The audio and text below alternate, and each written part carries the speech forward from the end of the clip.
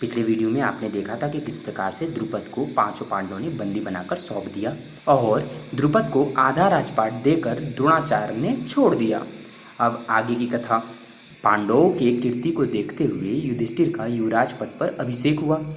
इधर धृतराष्ट्र को पांडवों की शक्तियों से और उनकी कीर्तियों से ईर्ष्या होने लगी। वह मनी मन पांडवों से द्वेष करने लगे, परंतु उनकी कोमल स्वभाव और धर्मात्मा विचार से धृतराष्ट्र अपनी ईर्ष्या को ठंडा कर लेते। इधर शकुनी पांडवों से ईर्ष्या करते हुए उन्हें बार बार मारने का विचार बनाते हैं और पांडव उनकी चाल को भांप कर उनसे हर समय बचते रहते हैं। इसमें विदुर पांडवों का बढ़ चढ़ कर साथ देते हैं। अब शकुनी, दुर्योधन और दुशासन ने एक ऐसा षड्यंत्र रचने का सोचा जिससे कि पांचों पांडवों का सर्वनाश निश्चित हो जाए। इसलिए वे अपने पिता धृतराष्ट्र से जाकर बोलते हैं, पिताजी, आप पांचों पांडव और कुंती को वारणावत भेजने का उपाय कीजिए। मैं वहां पर उनके रहने का अच्छा व्यवस्था कर दूंगा। अगर वे लोग वहां रहेंगे तो हम लोग अपने राज्य में अपना वर्चस्व कायम कर पाएंगे। लोगों को धन, शौहरत और लोभ से अपनी तरफ बहुत ही आसानी से कर पाएंगे। धृतराष्ट्र अपने पुत्र मोह में इस बात को मान लेते हैं और युधिष्ठिर से वारणावत जाकर उस राज्य को घूमने और देखने का आग्रह करते हैं। वह कहते हैं, वारणावत बहुत ही सुंदर जगह है, आप लोग कृपया वहां कुछ समय जाकर रहिए। तत्पश्चात आप पुनः हस्तिनापुर वापस आ जाइएगा। युधिष्ठिर को कुछ षड्यंत्र का आभास होता है, परंतु वह अपने पिता तुल्य धृतराष्ट्र की बातों को अस्वीकार नहीं कर सकते। इसलिए वारणावत जाने के लिए हामी भर देते हैं। वारणावत जाने के लिए पांचों पांडव तैयार हो जाते हैं।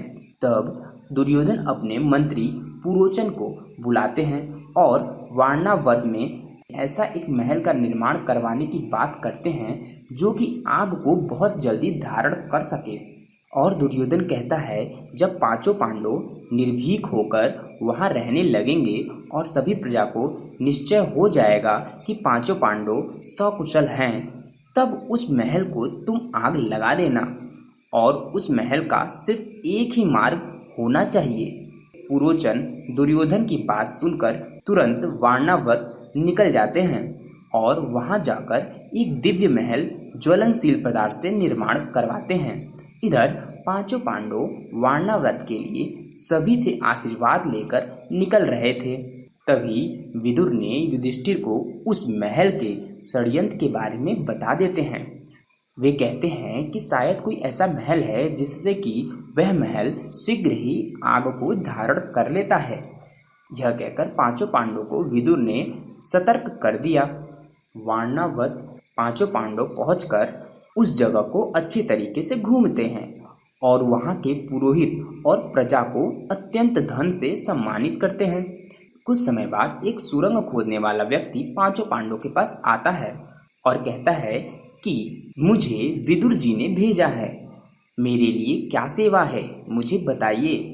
विदुर और पांचों पांडवों के उपाय से उस महल में एक सुरंग का निर्माण होता है।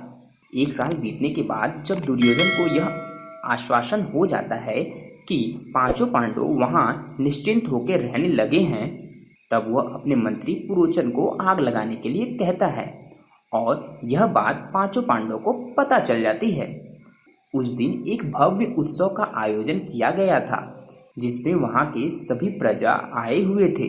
सभी लोग भोजन करने के बाद अपने अपने घर को प्रस्थान किए, परंतु एक परिवार के 5 लोग उसी महल में मदिरा पीकर सो गए थे। पांचों पांडवों को यह बात पता थी कि यह महल जलने वाला है। तब भीम ने खुद सबसे पहले पुरोचन जहां पर सो रहा था वहां पर आग लगा दी।